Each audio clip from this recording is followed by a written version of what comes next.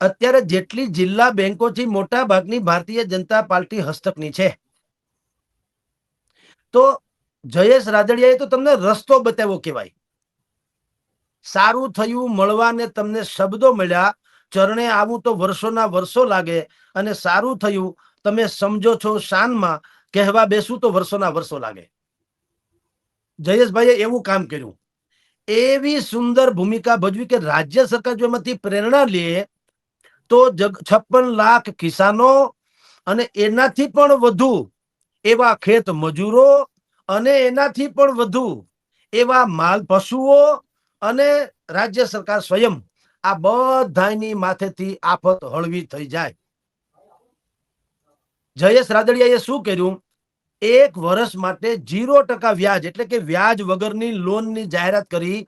Hectare દીઠ 12,500 એટલે કે અને 5 હેક્ટરની મર્યાદા સુધીમાં, એટલે 12 પંચા 60 ને બીજા 5 ગણો તો 65,000 રૂપિયા સુધીની લોન, એક પણ પ્રકારના વ્યાજ વગર. વ્યાજનું જે નુકસાન જશે 100 કરોડ રૂપિયા થવાનું છે અંદાજ. 100 કરોડ એને કીધું બેંક ભોગવી લેશે. હવે આને કહેવાય મરદના બચ્ચા, આને કહેવાય વ્યવહારુ પોલિટિશિયન જે છે ને, પ્રેક્ટિકલ પોલિટિશિયન્સ, વ્યવહારુ રાજનીતિજ્ઞ, એ આને કહેવાય. 1300 કરોડ રૂપિયાની અલગ ફાળવણી એને કરી દીધી. આપવા પડે તો 1300 કરોડ રૂપિયા અલગ એને રાખ્યા. હવે આ છે ને ઊંટના મોઢામાં જીરા બરોબર છે.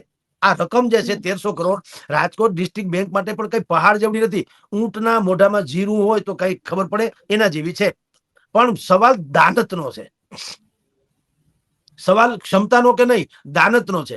હવે આવી જ વ્યવસ્થા જુનાગઢ, ગીર સોમનાથ અને પોરબંદર, ઈ બેંકના જે સર્વે સર્વા છે જિલ્લા બેંકના, કિરીટભાઈ પટેલ જે વિસાવદરમાં ચૂંટણી હારી ગયા, હવે અત્યારે ખરેખર તો એને પણ મોકો છે કે પોતાની ઉપરના જે કહેવાતા આક્ષેપો જે છે એને ધોઈ અને ખેડૂતના વાલા થઈ જવાનો. એને જયેશભાઈ કરતા હવાયું પેકેજ બહાર પાડે. હવે હમણાં એનો જાહેરાત થઈ હતી ત્યારે એને 89 કરોડ રૂપિયાના નફાની ઈ બેંકે જાહેરાત કરી. નફાની હો, બીજું નહીં. નફો 89-90 કરોડ રૂપિયા. તો 1 વર્ષ બેંક નફો ન કરે તો કાંઈ આબ તૂટી નથી પડતો કે બેંક બંધે ને નફો ન કરે તો સમજી લો કાન ખજૂરાનો એક ટાંગો તૂટી જાય કે લંગડો થોડો હાલે. આ એના જેવું છે. તો કિરીટભાઈ પટેલ આથી સવાયું જો એ પેકેજ બુદ્ધિપૂર્વક જાહેર કરે તો વિસાવદરની ચૂંટણી વખતે એની ઉપર જેટલા માછલા ધોવાના મોટા ભાગના ધોવાઈ જાય, અને એ ધોળા બાદશાહ જેવા થઈને ખેડૂતોની પડખે ઉભા રહી શકે કે ભાઈ હાલો બીત ગઈ સો બાદ ગઈ, તમારે જેથી માઠો પ્રસંગ હતો તેથી હું ખપ લાગ્યો અથવા તો અમારી બેંક ખપ લાગી, તો ખેડૂતો સમજે કે ઓકે. એવી રીતે અમરેલીમાં દિલીપ સંઘાણી, એની બેંકે ખાનખાના છે આપણે જાણીએ છીએ. હવે ખાલી બેંકો જ અહીંની શું કામ કરો? બનાસકાંઠા, સાબરકાંઠા, ઇધર ઉધર ચારે કોર, મહેસાણા, બેસાણા, અમદાવાદની કાળુપુર બેંક કયો કે અમદાવાદ ડિસ્ટ્રિક્ટ કોઓપરેટિવ બેંક કયો, એ 2-4 મલ્ટીનેશનલ કંપની અને મલ્ટીનેશનલ બેંકો જે છે નેશનલાઇઝ, એના કરતા વધુ ભંડોળથી માંડીને કાવડિયા ધરાવે છે. બોલો, તો સરકારે શું કરવું જોઈએ? જયેશભાઈ રાદડિયાએ જે રીતે વાત કરી એમાંથી ધડો લઈ મોટા ભાગની સરકારી અને સહકારી બે બેંકો એને બુદ્ધિપૂર્વક અપીલ કરવી જોઈએ કે તમે પણ આ રીતના પેકેજ બહાર પાડો. એટલું જ નહીં, વ્યાજને લાગે વળગે છે પાક ધિરાણનું જે લોન લીધી હોય બેંકમાંથી અને હું હપ્તો ભરવા જાઉં, હું તમારી પાસેથી ઉછીના લઈ જાઉં તો બેંકને ઈ ક્યાં લેવા દેવા છે કે તમે ગોપીબેન પાસેથી લીધા કે મારા ઘરેથી લીધા કે શું કર્યું? એને તો પૈસા ભરવાથી મતલબ છે ને. તો સરકાર એમ કહી દે કે ભાઈ આ જે પાક ધિરાણ જેને 3-3 લાખ રૂપિયા સુધીનું અત્યારે લીધું છે અને એની ફસલ આખી તણાઈ ગઈ છે, ઓકે, હવે અમે તમને એક સહકારી મંડળીને કહી દઈએ અને સરકારી મંડળીને કહી દઈએ કે ભાઈ તમારી પાસેથી જે લોકોએ ધિરાણ લીધું છે, બરાબર, નું વ્યાજ અમે ચૂકવશું. એટલે રકમ નાની થઈ ગઈ.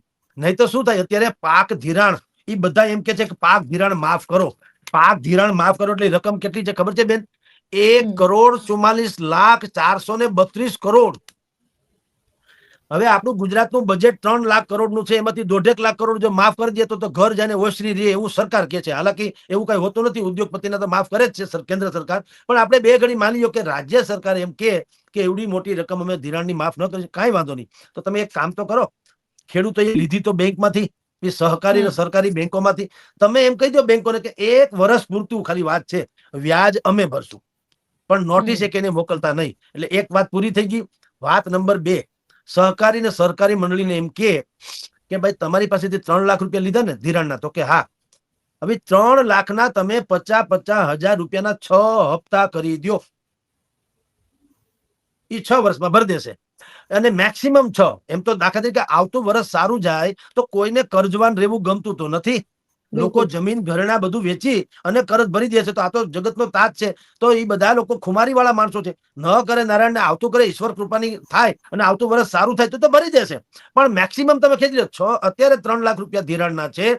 એ તમે એમ કહેજો 50,000 રૂપિયાના હપ્તે તમે એને ભરજો. ખેડૂતો ઉપર ભરોસો મૂકો એટલે ખેડૂતોને તમે કહી શકો, રાજકીય રીતે કહી શકે ભારતીય જનતા પાર્ટી કે ભાઈ તમારી ઉપર જયારે કુદરતી આફત આવી તેમ છતાં અમે તમારી ઉપર ભરોસો મૂક્યો છે કે અમારો ખેડૂત જે છે એ કોઈના પૈસા ખોટા નહીં કરે. એટલે અમે બેંકોને કીધું કે ભાઈ તમે એના હપ્તા કરી દો. તમ તારે હપ્તો ન ભરે તમે બેઠા જામીનગીરી કોણ? રાજ્ય સરકાર જાઓ. તો આટલું હમ. કરે તો ઉપડે નહીં ને સરકાર. એની આબરૂ કેટલી વધી જાય, બિલકુલ. જગતના તાતમાં એની માન કેટલું વધે કે ભાઈ આ બહુ સારું કામ કર્યું. ભલે માફ નથી કર્યું પણ વર્ષે 50,000 રૂપિયાનો હપ્તો કરી આપ્યો. 6 વર્ષમાં 3 લાખ રૂપિયા પૂરા કરી દેવાના. આન બાટોમાં યાર સહાય આપો. ઉપયોગી બનો, યોગી ન બનો તો કઈ નહીં. ઉપયોગી બનો તો સારી વાત છે. એટલે તમને કહું કે દિલીપભાઈએ વાત કરી તો તમે કા પહેલ ન કરી. તમારી જિલ્લા બેંક તો છે ને, તમે આવડું મોટું ધરાવો છો. ઇફકોનું તો અબજો કરોડોનું ટર્નઓવર છે. પણ એ છોડો, હમ. તમે પોતે જિલ્લા બેંકના જે તે રણીધણી છુઓ તો તમે કા પહેલ ન કરી જે જયેશભાઈ કરી. 1300 કરોડ રૂપિયા ફાળવા અને કીધું કે 65,000 સુધી 12,500 હેક્ટર એને ગુણ્યા 5, 65,000 રૂપિયા સુધીની લોન 1 વર્ષ માટે અમે 0% વ્યાજે. અને કોઈ કાગળિયા બગડિયા કુછ નહીં હો. મારું ખાતું ત્યાં બોલે જ છે દાખલા તરીકે. તો એ જ કાગળિયા મારે ખાલી કેવું કે ભાઈ મારે જોઈએ એટલે આલ્યો 65,000 રૂપિયા મંડો તમે શિયાળુ પાક લેવા. તો શિયાળુ પાકની અત્યારે તમારી જાણકારી એવું મોસમ છે. મને સમાચાર મળ્યા છે કે ભાઈ બહુ સારો શિયાળુ પાકનું થાય એવો હમ. અત્યારે માહોલ છે. ઘઉં, ચણા, ધાણા, જીરું ઈ જે પાક છે એના માટે અતિ ઉત્તમ અત્યારે વાતાવરણ છે. પણ ખેડૂતના હાથમાં પૈસા નથી. આ 10,000 કરોડ રૂપિયા સરકારે જાહેર કર્યા પણ કેવું આમ ડાબલામાં રાખ્યા છે. આમ ખોલીને બતાવ્યા નથી, કોઈને પાવલું પરખાવ્યું નથી. 10,000 કરોડ છાપામાં આવી ગયું, ગધેડો થઈ ગયો. પણ હજી સુધી રાતી પાય કોઈને મળી નથી. તો ક્યારે મળશે? આ સિઝન છે ને, શિયાળો કઈ રાહ ન જોવે. શિયાળાને એવું ન હોય કે હું ચૂંટણી ટાણે આવું. શિયાળો તો હમ. શિયાળાની ટાણે જ આવે. ચૂંટણી ગમે ત્યારે આવે. સરકારને શું છે કે હવે આ SIR ઈ જે નવી મતદાર યાદી છે તો હવે ચૂંટણી લંબાઈ એવું છે. તો હવે અત્યારે 10,000 કરોડ આપું તો વળી ક્યાં મોઢે મત માંગવા જવું? એના કરતા જેટલું ખેંચાય એટલું ખેંચો.